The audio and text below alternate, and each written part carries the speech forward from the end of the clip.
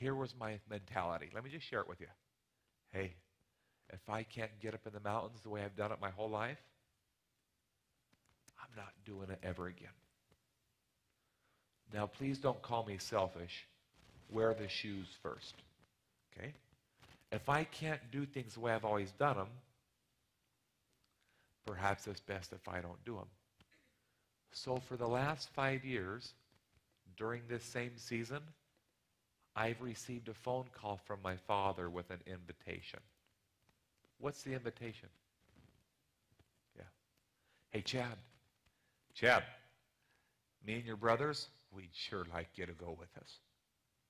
And I've said this for 5 years. Dad, I can't make it, Dad. I can't go. And I've made up whatever excuse you can dream of. Or I found something else to do. But keep in mind, you all know that I love it. I share that with you, right? Is that fair to say? No, I do love it.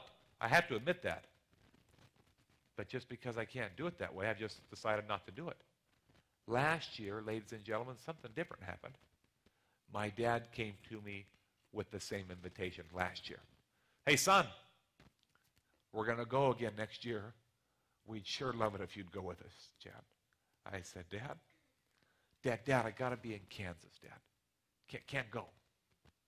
And then he said something different. This is what I want to hit with all of you. He said, Chad, we all know that you love it. And for the last 5 years, you've robbed yourself of the greatest gift you can give to anybody, that of your time. I don't think I understood him fully. Ladies and gentlemen, can I ask you all a question? Why would time be the greatest thing you can give to somebody else? You tell me.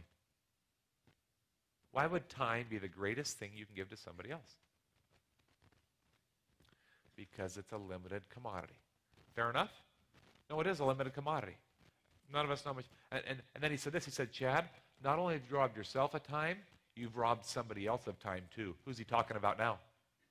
He's talking about him. No, Chad, you've robbed me of that time that we've had for 25 years. I'd like it back, Chad. And Chad, forget about you and me. Just forget about us. You've robbed your two brothers too. And then he took it one step further, and I'm going to share it with you.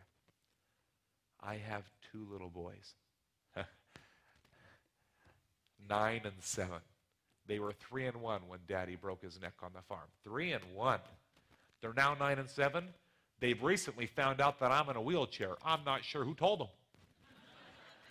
But whenever I get mad at them, whenever I get upset, they both just go run for the stairs.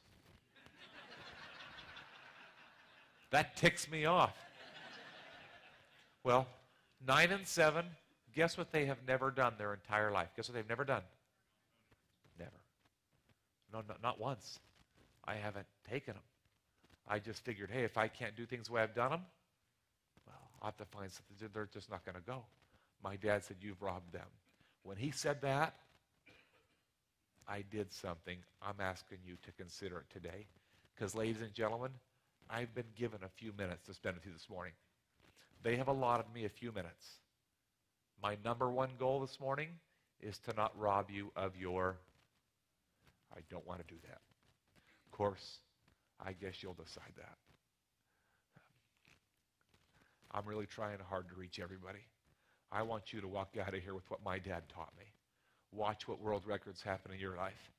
When my dad brought my two boys into the picture, I said, all right. You got me where I don't want to be got.